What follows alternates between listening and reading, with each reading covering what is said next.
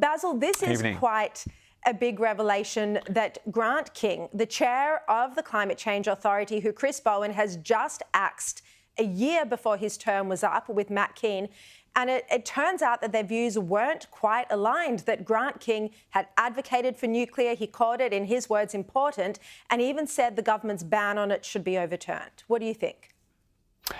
Fancy getting somebody who is not politically aligned in an important position like this, and then that person not necessarily agreeing with the ideology or thoughts of the government of the day, and then their contract suddenly ending a year earlier. I love that term he used, energy agnostic. I would have thought that's exactly what you want in somebody in that sort of position. Somebody who doesn't have a predisposed view towards one form or another, one form of energy and any of the climate debate, and can assess it as it was. That's what we had in Chairman King, but now he's gone. And I think that departure is revealing less about him and more about the government, who have been there as he's gone a year early. Joe, your colleague Dennis Shanahan wrote about this, and it seems that Grant King did have quite a sensible position that nuclear energy should be part of the mix, that he's energy agnostic, as Basil just spoke about. But do you think, Joe, that Bowen's energy response is looking increasingly irrational, particularly his just outright opposition to nuclear, when he can't put a reason on the table apart from the cost of it? Sharri, I think it's pretty hard to tell at this stage how the nuclear debate will unfold. This will be a very long debate. I think Peter Dutton has engaged, though, in crash through or crash politics. This is very big, bold, audacious, brash. I think there are political risks for the coalition in putting out this plan. I think the most significant risk is that they've put out a plan they'll never be able to legislate or get through a hostile Senate if they do win government. There's no bipartisan support. There is that prohibition which Grant King mentioned. Perhaps Peter Dutton thinks that because his plan is so big and bold that if he does win majority government, he can shame Labor into accepting his electoral mandate. But I don't think there's any guarantee of that. Remember that Labor went to the election in 2000 promising to roll back the GST. So I think it is high stakes. But the other point is this doesn't happen for a long time. I don't think nuclear is going to turn many votes at the next election. People are going to be more concerned about what's happening now to bring down power prices. And I think that's where the coalition needs to fill in the gaps.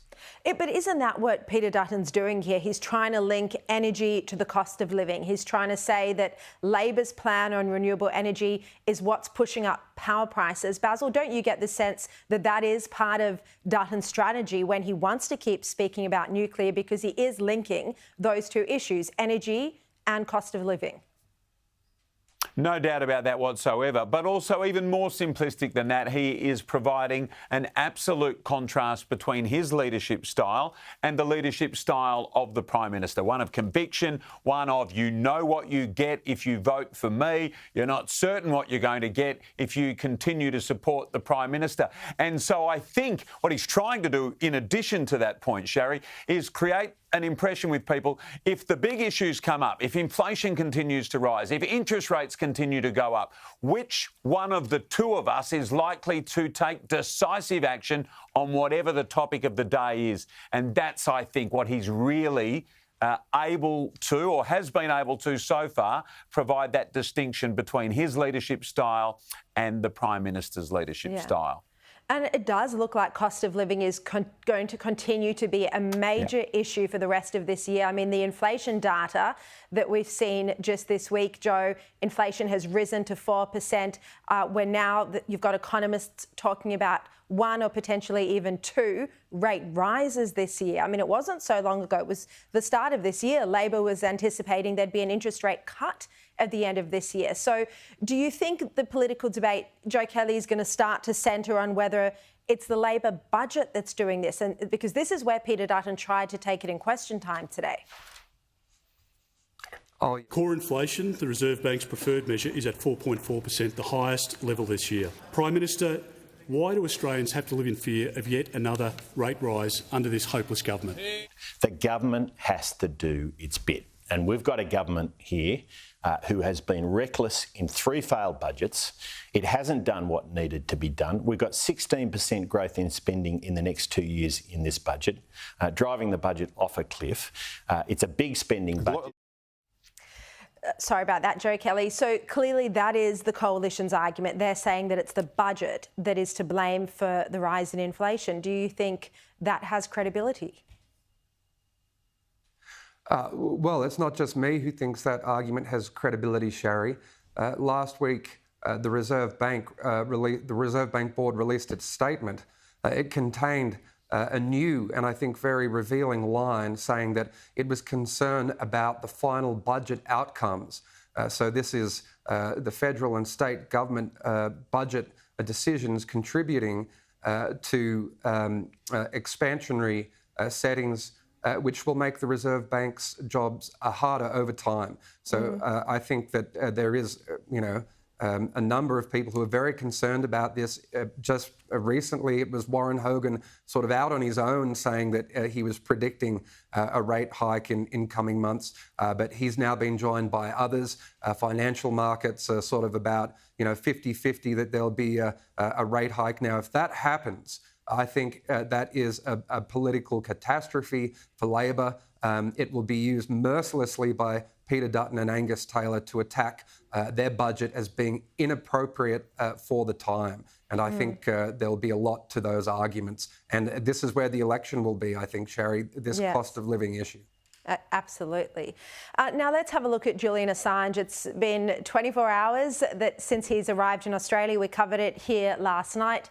Already eyes are now on the US, and there's now calls from some of his supporters, some Assange activists, pressure that they're putting now on the US to pardon Assange. And this is a call that his own lawyer, Australian barrister Jennifer Robinson, reiterated today. Of course, the word pardon has been discussed over the last number of years. It is something that I think press freedom groups are talking about already because of the precedent that was set, that it would be the right thing to do to give him a pardon, given the free speech implications of what just happened and the chilling effect of that prosecution. What we're interested in is not just a pardon for Julian, but in changing the law to make sure that no other journalist can be prosecuted in this way under the Espionage Act. Basil, what do you think about this? I mean, as far as I'm concerned, he's a convicted criminal who put lives at risk. He's not a journalist. He didn't go through this carefully. It was a document dump. What do you reckon? And he pled guilty. Let's not forget that. I mean, he is free and back in Australia today, and most people would say 14 years is long enough. We're pleased that this saga is over and pleased that an Australian is back on Australian soil after that ordeal. But much of that ordeal he put himself through by not facing the court or extradition, as were the requests upon him. He went and hid in the Ecuadorian embassy and then obviously did jail time in the UK. He pled guilty to one case of obtaining and disclosing national defence documents and secrets. He pled guilty. So why do you get a pardon if you are guilty? No, well, exactly. Very good point. Joe, what do you think of the Albanese government's response to this? We've seen both the Prime Minister and Penny Wong refusing to comment on his actual crime. They just want to move past it and instead take credit for the fact he's back in Australia.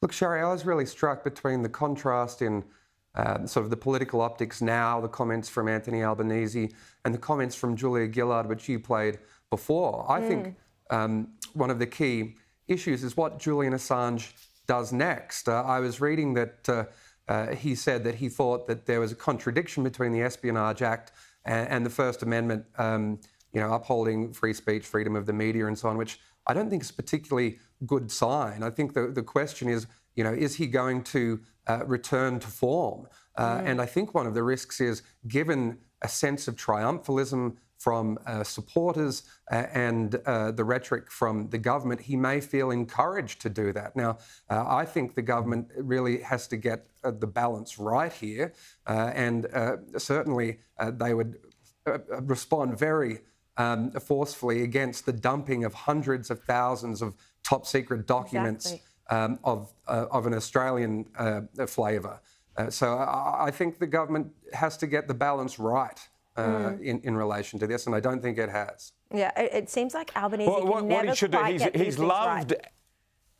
No, Go ahead, he's loved Basil. and loathed in almost equal measure. Lots of people despise what he did. Lots of people supported him. What he should do is go on the speaking circuit, put away WikiLeaks forever, and go and earn some very substantial money and enjoy his life after 14 years of really self-imposed exile and incarceration.